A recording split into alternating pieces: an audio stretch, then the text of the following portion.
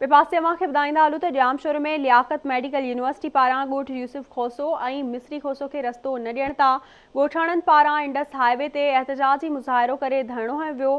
तफ़सील अली मुराद चांडियो जी रिपोर्ट में।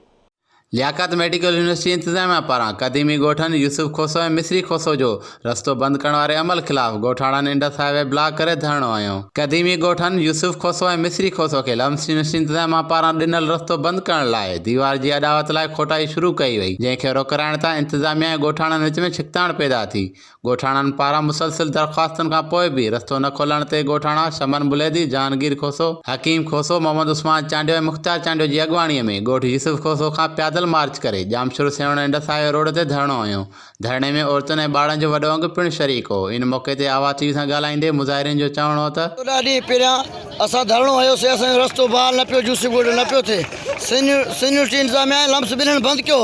उन खां बाद लम्स ॻाल्हियूं करे असांखे रस्तो ॾिनो आहे। असां ख़र्चो कयोसीं 10 खां 15 लाख असां पंहिंजो मतिलबु पाण सां रस्तो क्लियर करायोसीं। असांखे वीसी साहिबु आयो, असां अजरक पराया, मानियूं करायूं, हथ सां असांखे रस्तो ॾेई वियो। रस्तो असांजो ठारायो आहे, पाण ठाहे वरी आया आहिनि, असांजो रस्तो बंदि करे विया। असां किथां लंघूं? असांखे सख़्तु तकलीफ़ आहे, ॾाढा ॾुखिया आहियूं, न त असां पाण खे साड़ींदासीं। असांजो रस्तो बंदि कयो आहे। असांजो क़दीमी रस्तो आहे, पोयां 7-8 देनि खे रस्तो लॻे थो, वेंदे अहमद खान ताईं रस्तो लॻे थो। अगरि असांजो अॼु हिते फ़ैसिलो न थियो आहे, असां हिते पाण खे साड़ींदासूं। चवंदा तव्हां ॻोठ न मां लॼो ऐं तव्हांखे रस्तो ॾिनो वेंदो, न तव्हांखे का सहूलियत ॾिनी वेंदी। सर असां मारवाड़ा माण्हू आहियूं, अचे वेठा आहियूं, क़दीमियुनि खां असां वेठा आहियूं। तक़रीबन असांखे 65 साल खनि गुज़री विया त असां हिते ई वेठा आहियूं। पहिरियां बि असांजो रस्तो हुयो, उहो बंदि करे छॾियो, वरी हाणे असांखे ॾिनो रस्तो, उहो बि असांखे बंदि कयो वियो।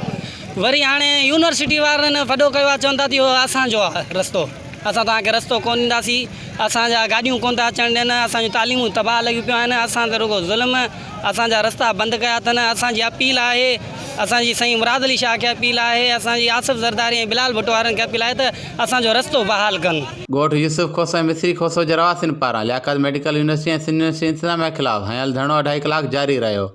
धरणे दौरान असिस्टेंट कमिश्नर नज़ीर अबड़ो पहुची ॻोठाणनि खे यकीन ॾियारियो त खेनि रस्तो ॾेई मसइलो हल कयो वेंदो, जंहिंखां पोइ धरणो ख़तमु कयो वियो। अली मुराद